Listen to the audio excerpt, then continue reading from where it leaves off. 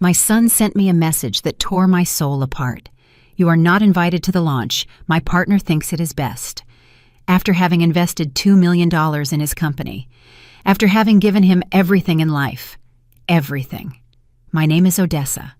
I am 67 years old, and I thought I had seen everything in this life.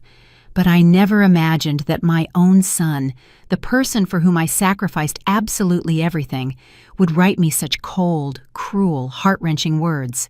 $2 million. Do you know what that amount means for a woman like me? It is the sale of my house, my mother's inheritance. It is the savings of 40 years of work, 12 hours a day cleaning office buildings downtown and taking care of the elderly. It is every single dollar I saved, denying myself treats, vacations, or new clothes. It is my future, my old age, my peace of mind, all converted into numbers in a bank account that bears the name of Lysander. And now, 6 months after handing him that check, I receive this message that sticks like a dagger in my chest. My partner thinks it is best, as if I were an embarrassment, as if I were a burden, as if I were not the woman who brought him into this world and raised him alone when his coward of a father walked out on us. I read the message once, twice, 3 times. The words do not change, but something inside me is changing. Something that had been asleep for years. Something I had buried under layers and layers of unconditional love and maternal sacrifice. Vesper.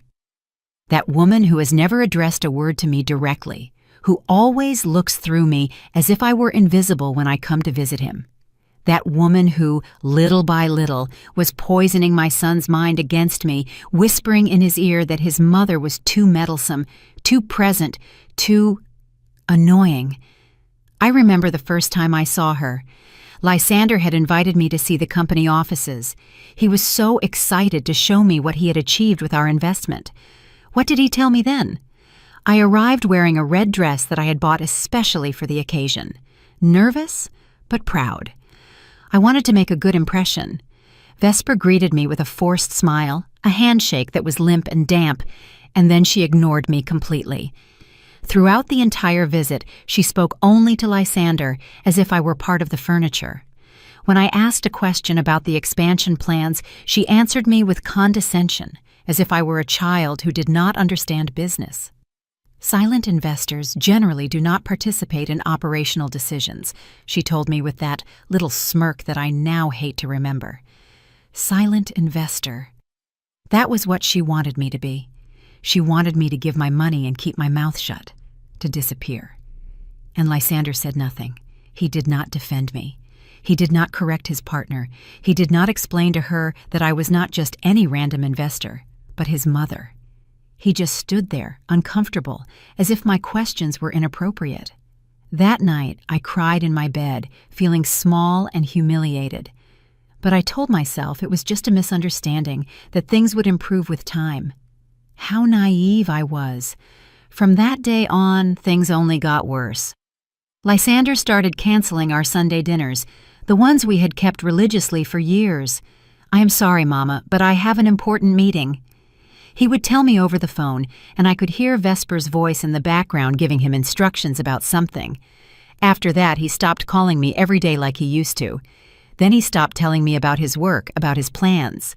When I asked him how the company was doing, he answered with one-word answers, as if I were a curious stranger and not the person who had made that whole project possible. Vesper says it is better to maintain a certain professional distance, he explained to me once when I asked why he had become so reserved. Professional distance with his own mother.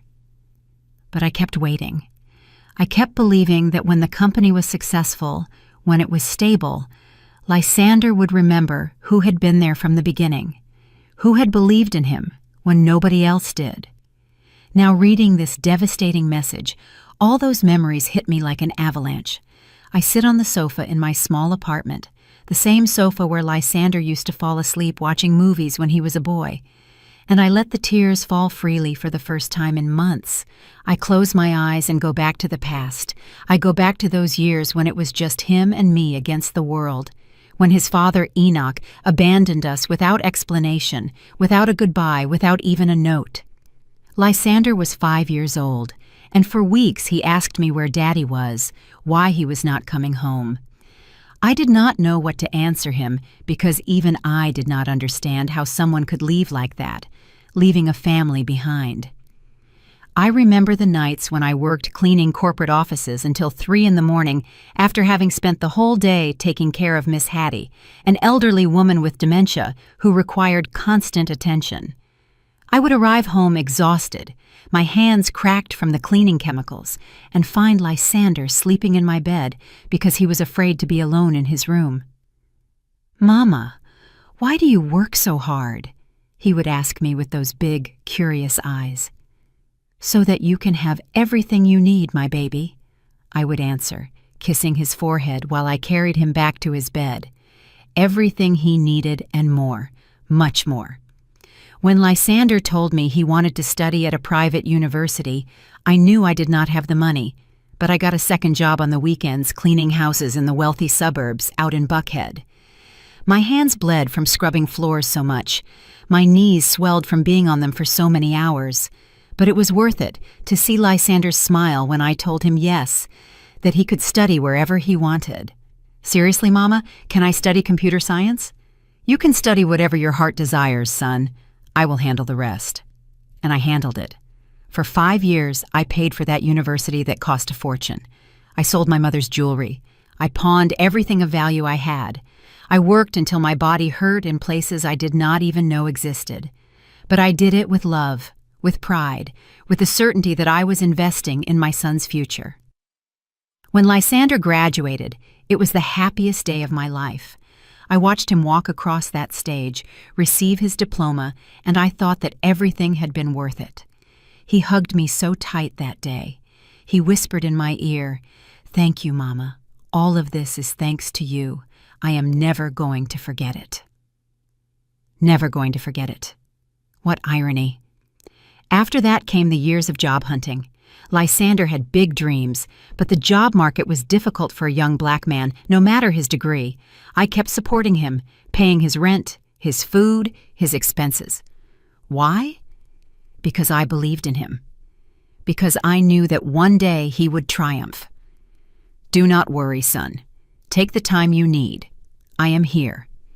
And there I was, always there. When he had his first low-paying job, I supplemented his salary so he could live decently. When he wanted to take a specialization course, I paid every penny. When he dreamed of having his own business, I was the first to support him. "Mama, I have a revolutionary idea," he told me one afternoon with that energy he radiated when he talked about technology. "But I need initial capital." "How much do you need?" "It is a lot of money, Mama. I do not know if—" "Tell me how much." "Millions, $2 million.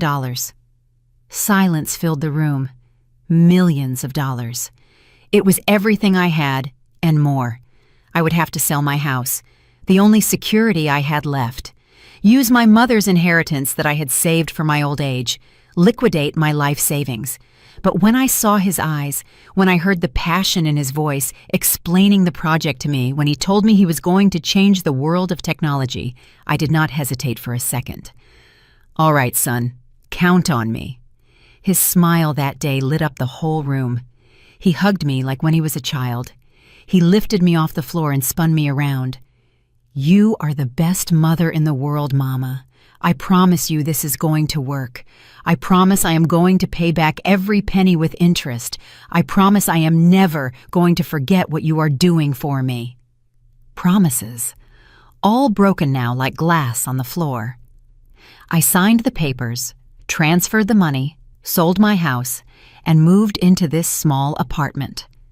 It is worth it, I told myself. It was for Lysander, for his future, for his dreams. The first few months after the investment were like a honeymoon. Lysander called me every day to tell me about the progress. He sent me photos of the offices they had rented downtown. He introduced me via video call to the employees they were hiring. I felt like part of something big, part of my son's dream.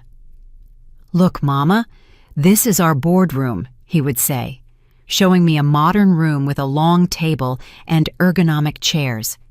And this is where we work on the software development. Our company, he said. Our project. I got excited like a little girl, imagining the day I could visit them and see with my own eyes everything we had built together. But then Vesper appeared. At first, Lysander talked to me about her just as another colleague. I hired a specialist in digital marketing, Mama. Her name is Vesper, and she has a lot of experience. Then he started mentioning her more often. Vesper says we should focus our strategy on this sector. Vesper has important contacts that can help us. Vesper, Vesper, Vesper. The first time I saw her was during a video call. Lysander was showing me the new computers they had bought when she appeared on the screen. A young woman, maybe 32 years old, with sleek hair perfectly styled and an impeccable white blouse. She looked sophisticated, educated, successful. Everything I never was. Vesper, introduce yourself to my mom, Odessa, Lysander said with a smile. She greeted me with a smile that did not reach her eyes. Nice to meet you, Mrs. Odessa. Lysander has told me a lot about you. Something in her tone made me uncomfortable from the first moment. There was a coldness, a calculated distance in the way she spoke to me, as if she were complying with a mandatory social protocol. The pleasure is mine, Vesper. Lysander tells me you are very talented. Well, I do what I can to make the company grow, she replied, and then she turned exclusively to Lysander. We need to review the numbers for the ad campaign before the 3 o'clock meeting. And just like that, without further ado, she ignored me completely. Lysander kept talking to me for a few more minutes, but I could feel Vesper's presence in the background, impatient, as if my presence were an annoying interruption in her workday. That night, I could not sleep well. There was something about that woman that disturbed me, but I did not know exactly what. I told myself it was just the foolish jealousy of an overprotective mother, that I should be happy Lysander had a partner. But the following days confirmed my suspicions. Lysander began to change subtly. His calls became shorter, more formal. When I asked him about the company, he gave me vague and general answers. How are sales going, son? Good, Mama. Everything is going according to plan. And the product? Is it ready to launch? Vesper is taking care of those details. She knows more about marketing than I do. Vesper again. Always Vesper. One day I decided to visit them without warning. I wanted to surprise them, bring them lunch, and see how everything was going. I put on my best dress, the emerald green one I had bought for Lysander's graduation. I fixed my hair and bought those sweet potato turnovers from the bakery my son loved so much. When I arrived at the offices, the receptionist looked at me strangely. Do you have an appointment with Mr. Lysander? I am his mother. I just wanted to say hello. The girl looked nervous. 1 moment, please. She disappeared down a hallway and returned 5 minutes later, accompanied by Vesper. That woman walked toward me with firm, sure steps, like a general marching into battle. Mrs. Odessa, what a surprise to see you here. I brought lunch for Lysander and for the whole team, I said, lifting the bag with the turnovers. How considerate of you. But Lysander is in a very important meeting with potential clients. He cannot be interrupted. I can wait for him. I'm afraid the meeting will run for several hours. Perhaps it would be better if you coordinated your visits in advance. Coordinated my visits, as if I were a salesperson trying to pitch a product, not the mother of the owner of the company, not the woman who had made it possible for that company to exist. It will only be a few minutes, I insisted. Vesper smiled, but it was a frozen, calculated smile. I understand that as a mother you want to be present, but you must understand that this is a serious business. Interruptions can be very costly when we are trying to close important contracts. I felt small, humiliated, like a child being scolded by a teacher. But what hurt me the most was that Lysander never appeared. He did not even come out to say hello, to thank me for the lunch, to explain the situation. He left me standing there, being scolded by his partner as if I were an intruder. I understand, I murmured, feeling my voice break. Tell Lysander I stopped by to say hello. Of course, he will call you later. But Lysander did not call me that night, nor the next day. When we finally spoke 3 days later, his explanation was brief and cold. "Mama, Vesper told me you went to the office. You know we are in a very delicate stage of the business. I need you to respect our work schedule." Our schedule. As if I were a stranger asking for favors, not the person who had invested her entire net worth in that business. From that day on, the distance between Lysander and me became an abyss that grew every week. The daily calls turned into weekly calls, then into sporadic calls when he had time. Our Sunday dinners, that sacred tradition we had maintained since he was a boy, started to be canceled systematically. "I am sorry, Mama, but I have to work," he would always say with the same excuse. Vesper organized a strategy meeting for Sunday. A strategy meeting on a Sunday, the day we had dedicated exclusively to us for years. "Can't you do it another day, son? It is the only time we can all get together." Do you know how business works, Mama? No, I did not know how business worked. I had worked all my life cleaning, caring for the elderly, doing manual labor. I had never been in the corporate world of strategy meetings and PowerPoint presentations. But I did know what it was to sacrifice everything for family, something Lysander was apparently forgetting rapidly. The months passed, and I became a spectator of my own son's life. I found out about the company's achievements through his posts on social media, not because he told me. I saw photos of team dinners, celebrations for closed contracts, business trips, and in all those photos was Vesper, always Vesper, smiling next to Lysander as if they owned the world. One night, scrolling through Facebook, I saw a photo that broke my heart. Lysander was in an elegant restaurant, toasting with a glass of wine. The caption said, "Celebrating the first million in sales with the best team in the world." There were 5 people at the table, all young, professional, well-dressed, and in the center, like a queen, was Vesper, the first million in sales. My son had reached that goal, and I had found out on Facebook like any stranger. He had not called me to tell me. He had not invited me to celebrate. He had not thanked me for making that moment possible. That night I cried until I ran out of tears. I called Lysander the next day, pretending I had not seen the post. "Son, how is everything going at the company?" "Good, Mama. Everything normal." "No news you want to tell me?" An uncomfortable silence. "No, nothing special." Nothing special. The first million in sales of his company, financed with my life savings, was nothing special. "Lysander, I saw on Facebook that you all celebrated something last night." Another longer silence this time. "Oh, yeah. It was just a small celebration with the work team." "And I am not part of the team?" "Mama, you are the investor. It is different." The investor. I was no longer his mother, his partner, his companion in dreams. I was simply the investor, a number on his balance sheet. "Lysander, I am not just any investor. I am your mother. I invested my life savings because I believed in you." "I know, Mama, and I am very grateful to you. But Vesper says it is important to keep family roles separated from professional roles," Vesper says. It was always Vesper who said, who opined, who made the decisions about how I, his own mother, should be treated. "And what do you say, Lysander? What do you think?" I think Vesper is right. She has a lot of experience in these matters. That was the final stab. My son, the boy I had raised alone, whom I had educated with love and sacrifice, was choosing the opinion of a stranger over his mother's feelings. The following months were a silent ordeal.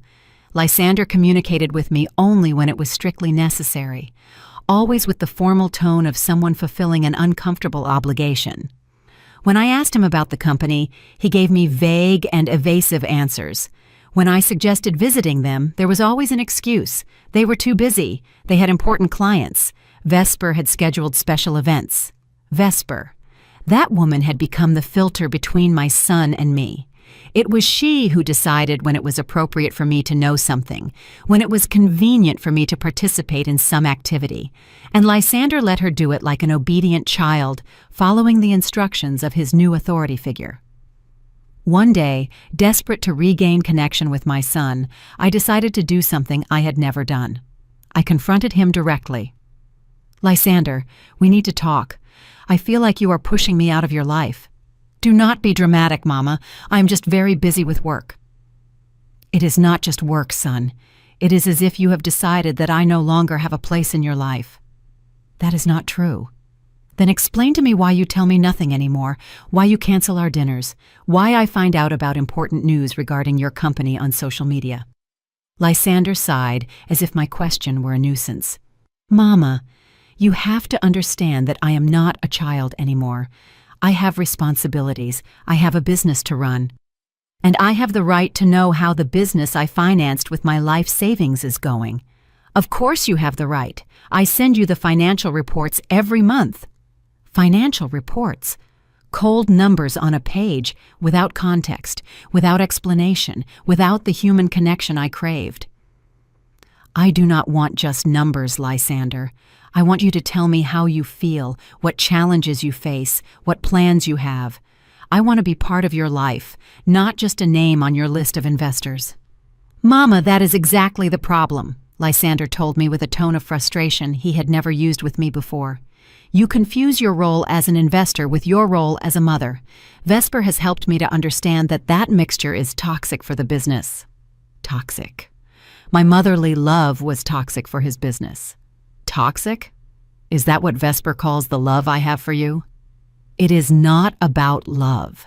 It is about professionalism. I need you to respect my decisions as a businessman. And when did I stop respecting them? When did I interfere in any decision? When I come to the office unannounced? When I ask questions about topics that are not my business? When you act as if you were the owner of the company? His words hit me like slaps. It was not my place to ask about the company I had financed. Acting like the owner of the business to which I had destined every penny of my savings was wrong. "Lysander, I invested $2 million. "And I am paying you interest on that investment," he interrupted me. "You receive your financial return monthly. What else do you want?" What else did I want? I wanted my son back. I wanted him to value me, to respect me, to remember who had believed in him when no one else did. But that could not be bought with monthly financial returns. "I want you to treat me like your mother, not like a bank." "Then stop behaving like a creditor and behave like a mother."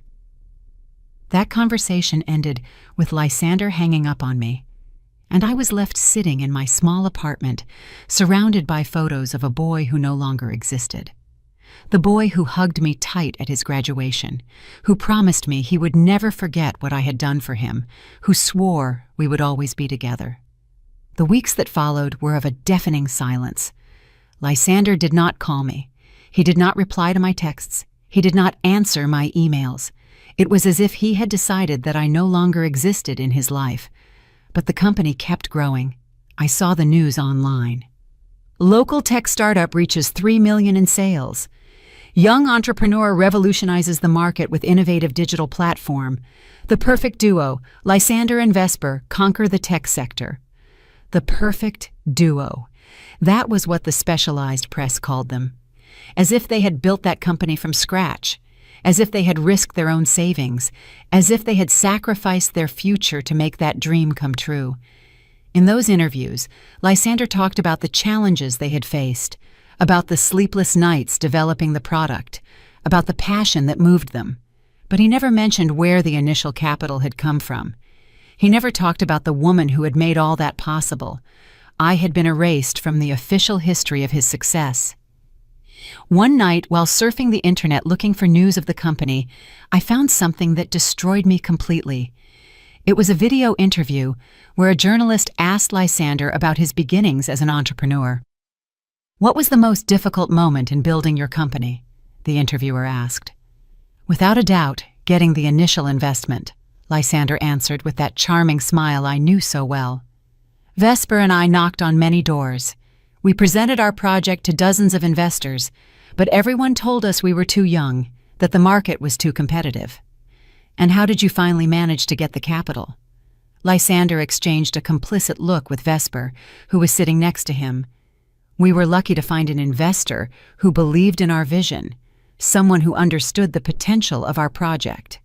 An investor. A stranger who had believed in their vision, not his mother who had mortgaged her future out of love. "Can you tell us who that visionary investor was?" the journalist insisted. "We prefer to keep that information private," Vesper intervened with a diplomatic smile. "Our initial investor prefers anonymity." Anonymity. They had turned their own mother into an anonymous investor. When I finished watching that interview, something broke definitely inside me. It was not just pain I felt, it was humiliation, betrayal, a feeling of having been completely erased from the life of the most important person in the world to me. That night, I made a decision. I called Lysander and left him a voicemail because, as always, he did not answer. "Son, I just saw your interview in Tech Weekly. I am glad to know that your anonymous investor is so satisfied with the results. I think it is time we have a serious conversation about the future of that investment." It was the first time in months I used a firm tone with him, a tone that made it clear I was not asking for a favor but demanding an answer.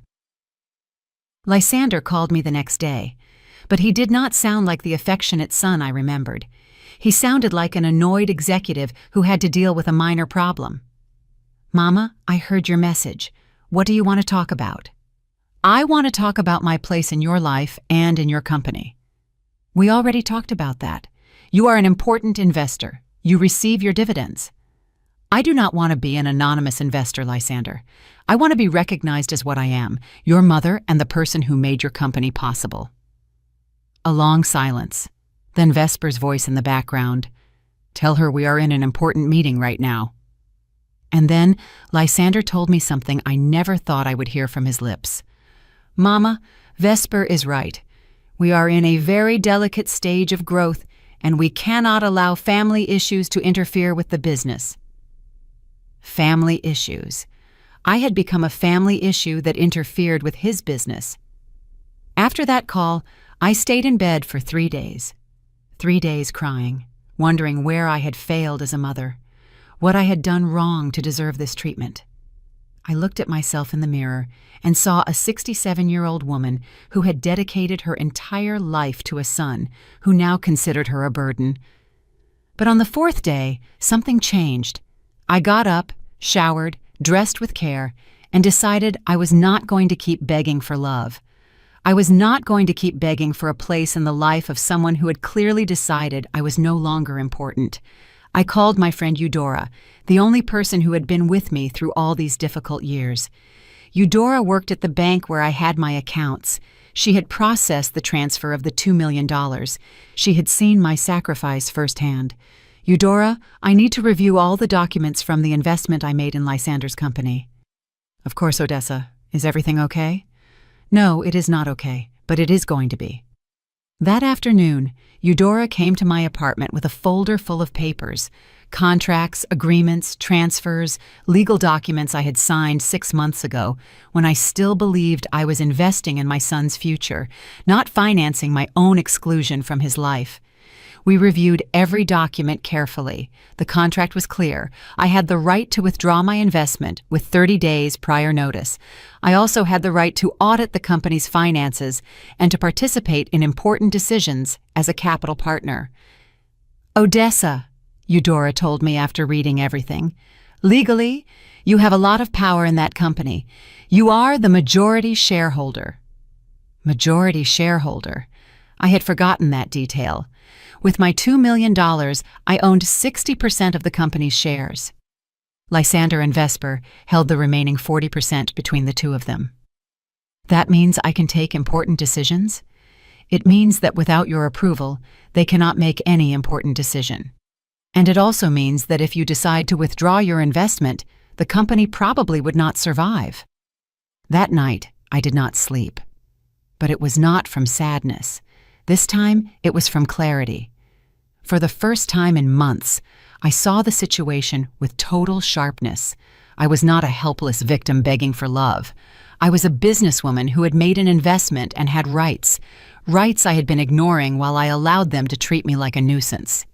The next day, I made a decision that would change everything. I called Lysander, but this time it was not the pleading mother of always. It was Odessa, the majority shareholder of his company. Lysander, I need you to schedule an urgent meeting. I want to review the company's financial statements and discuss some important changes. Mama, we are very busy this week. I am not asking you as your mother. I am informing you as the majority shareholder. The meeting is mandatory according to our contract. A surprised silence. Lysander did not expect this tone from me. Okay, when do you want to meet? Tomorrow at 10 in the morning, and I want Vesper to be present too.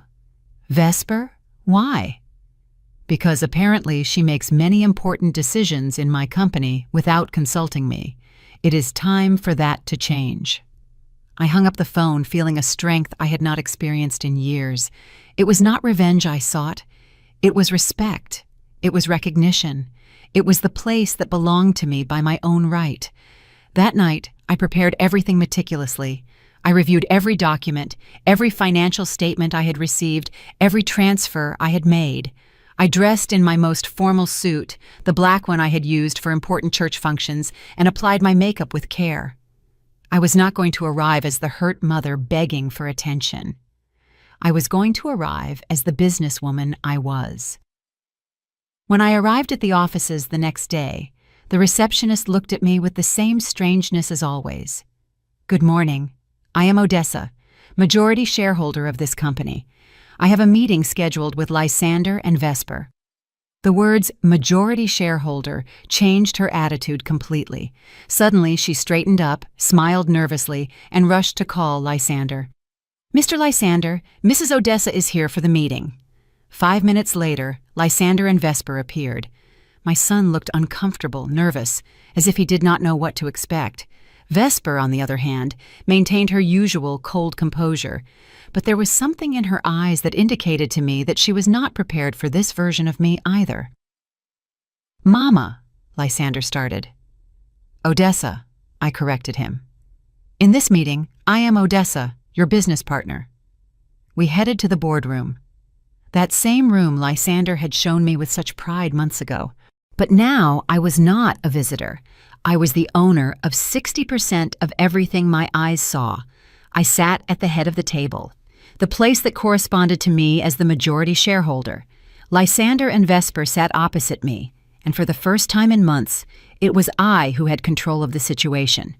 Fine, I began, opening my folder with all the documents. We have several important things to discuss.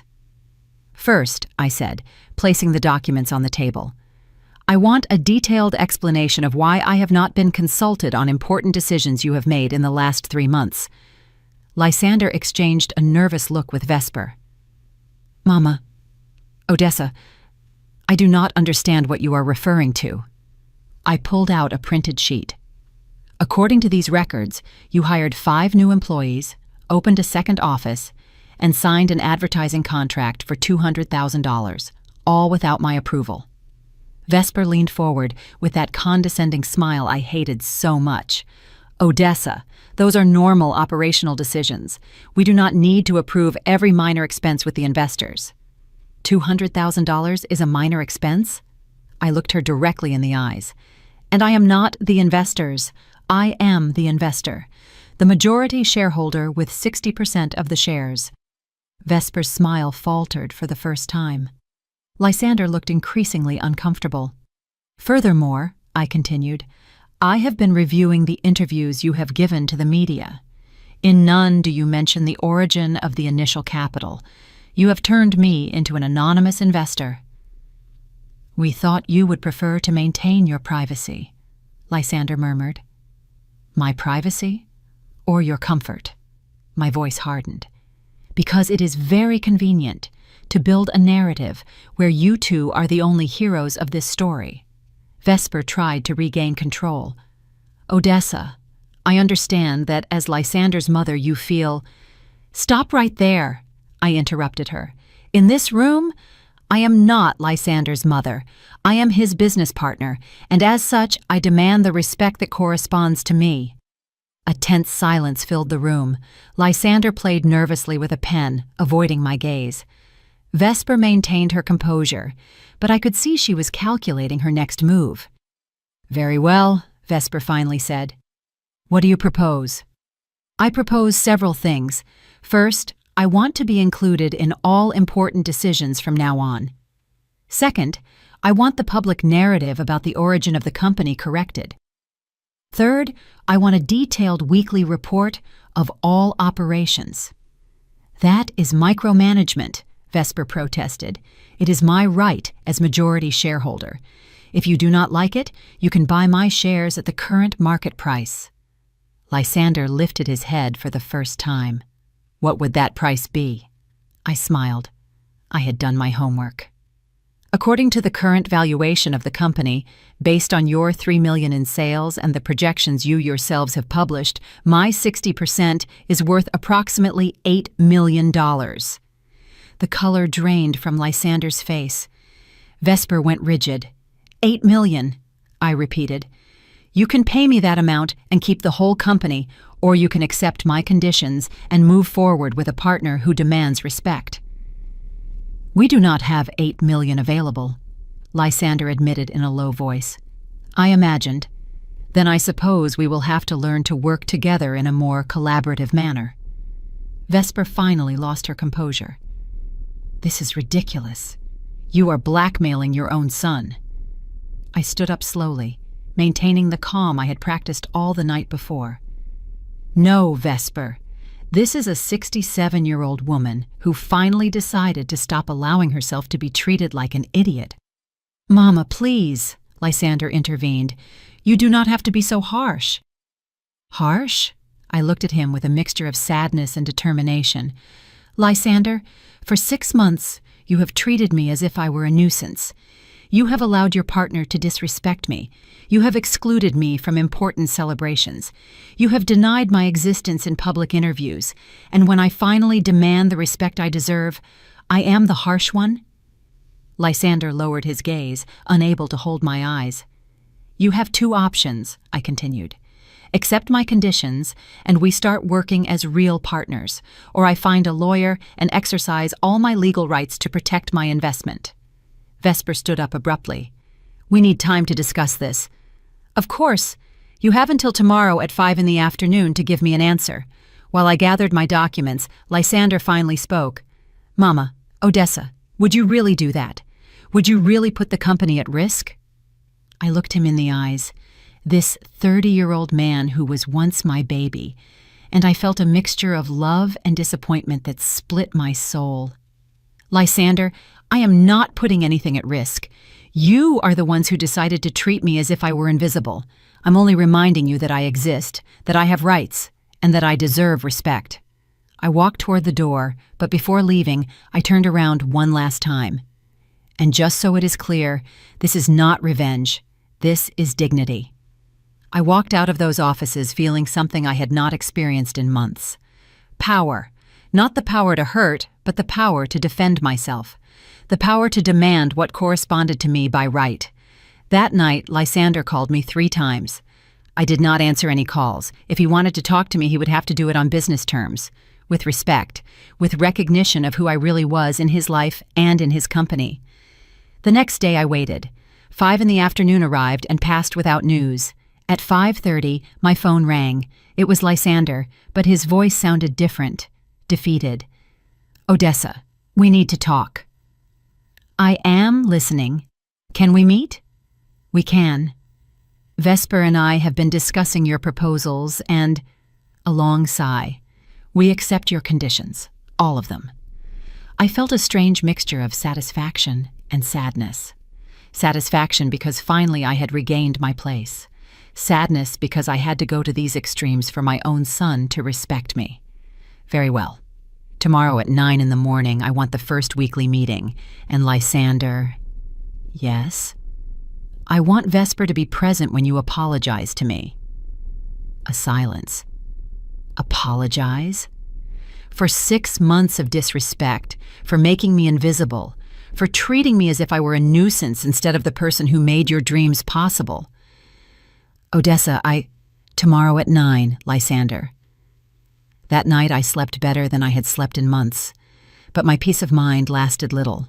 The next day, when I arrived at the offices, a surprise awaited me that would change everything definitively. Lysander was at the reception desk, pale as a ghost. "Odessa, we have a serious problem." "What kind of problem?" "Vesper. Vesper quit last night and took 3 of our key employees with her." I felt as if I'd been punched in the stomach. "What do you mean she took employees?" "She formed her own company. She offered them better salaries and took our chief technology officer, our marketing manager, and our lead developer." We walked into her office, which looked strangely empty. Vesper's desk was clean, without a trace of her presence. "But that is not all," Lysander continued, his voice breaking. "She also took our 3 biggest clients. Apparently, she had clauses in her contracts that allowed her to take the accounts if she left the company." I sat down slowly, processing the magnitude of what I was hearing. "What does that mean for the company?" "It means we lost 70% of our revenue overnight.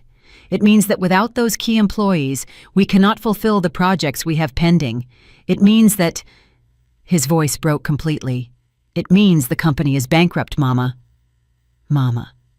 After months of calling me Odessa, of treating me like a cold business partner, he finally went back to calling me Mama. But it was too late. "How much time do we have?" I asked with a calm that surprised even myself. "If we do not get new clients in the next 2 weeks, we will have to close.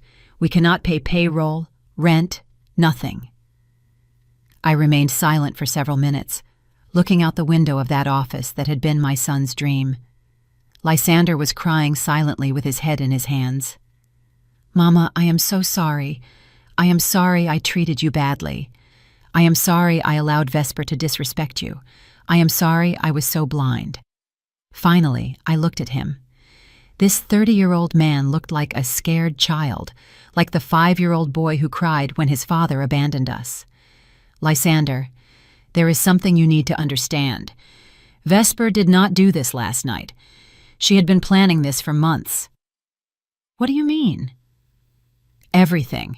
Pushing me away from the company, making you believe I was a problem, ensuring I did not have information about daily operations.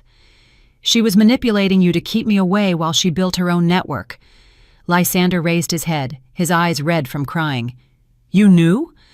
"I did not know exactly what she planned, but I knew something was not right. A woman does not treat her partner's mother so badly without having hidden motives." "And why didn't you tell me anything?" "Would you have listened to me? For 6 months I tried to get close to you, and you always chose Vesper's opinion over mine."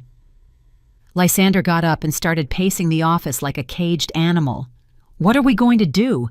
I cannot ask you for more money. You already lost enough because of me." "Who said anything about losing money?" He looked at me confused. "The company is bankrupt, Mama. You lost your investment." "Lysander, there is something Vesper never understood, and that you apparently also forgot." "What?" "I am not just an investor with money. I am a woman who worked for 40 years, who knows the value of effort, who knows what it is to build something from scratch." I stood up and walked toward him. "Vesper took employees and clients, but she did not take your talent. She did not take your knowledge, and she definitely did not take your mother." "I do not understand." "We are going to rebuild this company, Lysander, but this time we are going to do it right, as real partners, as family."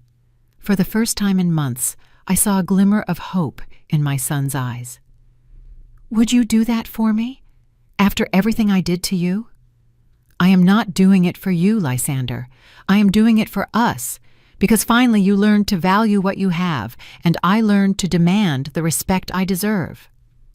6 months after that conversation in the empty office, I am sitting on the terrace of my new apartment. The one I was able to buy after our rebuilt company surpassed the sales of the previous year. I drink my morning coffee while I review the weekly financial statements that Lysander sends me religiously every Monday.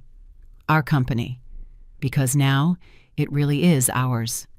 After Vesper left, Lysander and I spent 3 weeks working 18 hours a day. He took care of the technical side.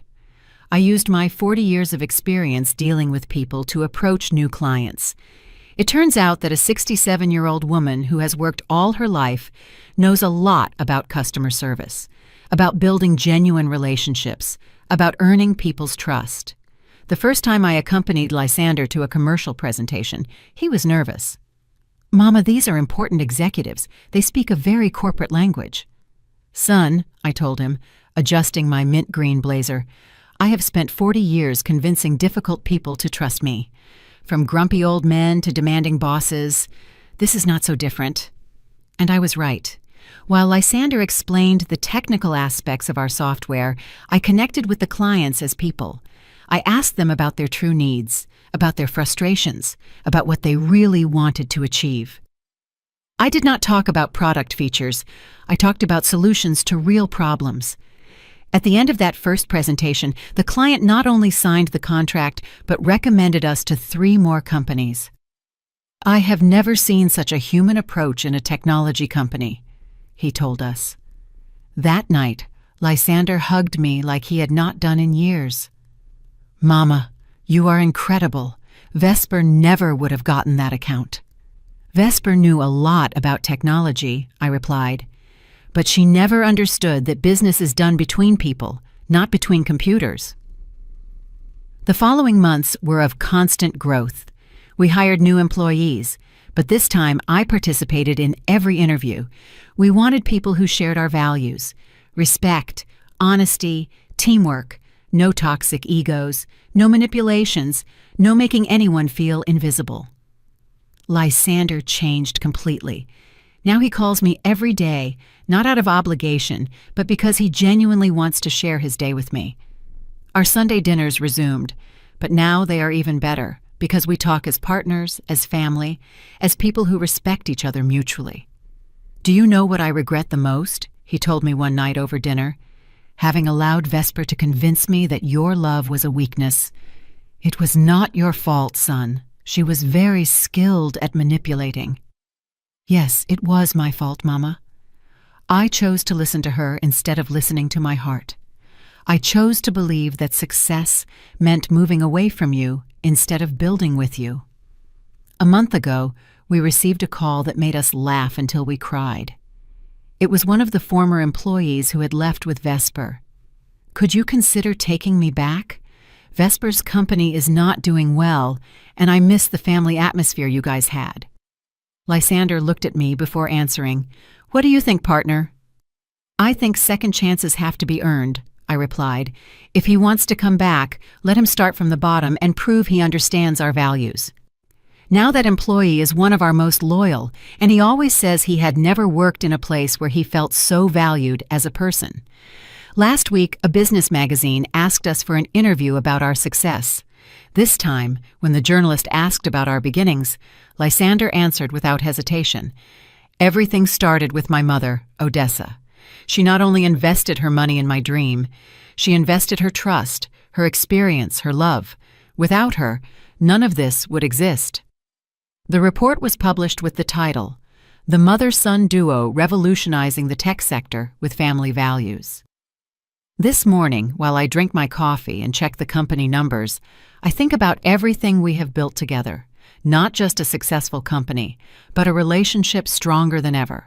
Lysander learned that success without family is not true success. I learned that love without respect is not true love. My phone rings. It is Lysander, like every morning. "Good morning, partner. Did you check the numbers for the week?" "Good morning, son. Yes, I checked them. Another excellent week." "You know what? I think it is time to expand internationally. What do you think if we start exploring the London market?" I smile while looking at the skyline from my terrace. I think it is an excellent idea, but this time, let's make sure we find partners who understand that business is built with respect, not with manipulation. Always, Mama, always. When I hang up the phone, I stay a few minutes more on the terrace, enjoying the morning breeze. I think about the woman I was a year ago, begging for love, allowing herself to be treated as invisible, doubting her own worth. That woman no longer exists. In her place is Odessa, businesswoman, partner, respected mother, a woman who learned that it is never too late to demand the place that corresponds to you in the world, and the most beautiful thing of all is that I recovered my son. but this time on terms of equality, of mutual respect, of true love. Today, I do not need permission to live. Today, I do not need permission to be happy. Today, I am exactly who I always should have been, a woman who knows her worth and does not accept less than she deserves. This was not revenge. This was liberation. 1 year after that morning on my terrace, I am standing in front of the mirror in my bedroom, getting ready for a very special event. Tonight, our company will receive the Innovation with Human Values Award at the annual National Entrepreneurs Gala. I put on my gold dress, the one I bought especially for this occasion. It is not just a professional celebration. It is the celebration of a woman who learned to shine with her own light after years of living in the shadows. Lysander arrives to pick me up in his new car, but before leaving for the event, he insists that we take a photo together in the living room of my apartment. To remember this moment, Mama. To remember everything we have achieved together. While we head to the hotel where the ceremony will be, I think about everything that has changed. Our company now has 50 employees, offices in 3 countries, and more importantly, a culture of respect and family values that has become our trademark. Nervous? Lysander asks me as we enter the hotel parking lot. Not at all, I answer him with a smile. I do not get nervous anymore when I know I deserve to be where I am. In the hotel lobby, other business people, journalists, and government officials greet us. Many come over to congratulate us. But what moves me the most is when a young businesswoman approaches specifically me. Mrs. Odessa, I read your story in the magazine. I wanted to thank you for demonstrating that it is never too late to demand respect. My mother-in-law had been going through something similar with her family, and your example inspired her to stand up for herself. These moments are the ones that have the most value for me, knowing that my story can help other women find their own strength, their own voice. During dinner, the presenter tells our story. Tech Family, founded by Lysander and his mother Odessa, has demonstrated that business success and human values can not only coexist, but empower each other. When they call us to the stage to receive the award, Lysander takes me by the arm. You go first, partner. Without you, I would not be here. We go up together, but he yields the microphone to me for the acceptance speech. I look at the audience, at all those successful people, and for a moment, I remember the woman I was 2 years ago. Insecure, asking for crumbs of affection, allowing herself to be treated as invisible. Good evening, I begin with a firm voice. This award is not just a recognition of our company. It is a recognition of all the women who have learned that true love is built on respect, not on silent sacrifice. The audience falls silent, attentive to every word. For many years I believed that being a good mother meant accepting any treatment, forgiving any lack of respect, being always available without expecting anything in return. But I learned that that is not love. That is emotional dependency. I see Lysander by my side, smiling with genuine pride. True love, the love between family, between partners, between any human relationship, is built on the basis of mutual respect. When we demand respect, we are not being selfish. We are teaching others how to value us. Some people in the audience nod, especially other women my age. Today, our company is successful not in spite of family values, but thanks to them. Because when we treat every employee like family, when we respect everyone's ideas, when we value experience as much as youth, we create something more powerful than a company. We create a community. Applause fills the room, but I continue. To the women of my generation who may be listening, it is never too late to demand the place you deserve. To the children who may be present, your mothers are not banks or domestic servants. They are people with wisdom, experience, and rights. And to all entrepreneurs, success without human values is empty. Success with family is eternal. The applause this time is prolonged, standing, emotional. Lysander hugs me on stage and whispers in my ear, "Thank you for teaching me that respect is not begged for, it is demanded." After the ceremony, during the reception, I go to the restroom to touch up my makeup. In the mirror, I see a completely different woman from the one I was 2 years ago, not just because of the elegant dress or the professional makeup, but because of the light in her eyes, because of the upright posture, because of the genuine smile of someone who knows exactly who she is and what she is worth. An older lady approaches me. "Excuse me, are you Odessa from Tech Family?" "Yes, that is me. My name is Gloria. I'm 70 years old, and I just watched your speech on the monitors. I called my son to tell him I want to be part of his business, not just the grandmother who watches the grandkids for free." I get emotional to the point of tears. "Gloria, you are worth much more than they have probably made you believe. Demand your place. Do you think it is not too late?" "Gloria, at 67, I rebuilt my life completely. At 70, you are just getting started." When I return to the reception, Lysander introduces me to other entrepreneurs as his partner and mentor. He no longer introduces me as his mother who invested in the company. Now, I am his partner, his equal, his business companion. At the end of the night, while we return home, Lysander tells me something I will keep in my heart forever. "Mama, I used to think I had succeeded despite family problems. Now I know I have success thanks to having learned to value my family." "And I learned that being a mother does not mean disappearing as a person," I answer him. "It means growing alongside our children, demanding respect along with love." Tonight in my bed before sleeping, I do not think about the award we received or the contracts we will sign tomorrow. I think about all the women who, like Gloria, have learned that it is never too late to demand respect, to shine with their own light, to build relationships based on equality and not on sacrifice. I think that today I am exactly who I always should have been. Odessa, businesswoman, respected mother, complete woman. And tomorrow I will continue to be that woman, because I no longer need anyone's permission to be happy. This was my liberation. This is my new life. Did you like the story, and which city are you listening from? Let's meet in the comments. If you liked the story, you can support me by sending a super thanks so I can keep bringing more stories like this. Thank you so much for your sweet support. I'm looking forward to your comments on the story. On the screen, you can see 2 new life stories that I highly recommend. There's so much more on my channel. Don't forget to subscribe. See you in the next life story with love and respect.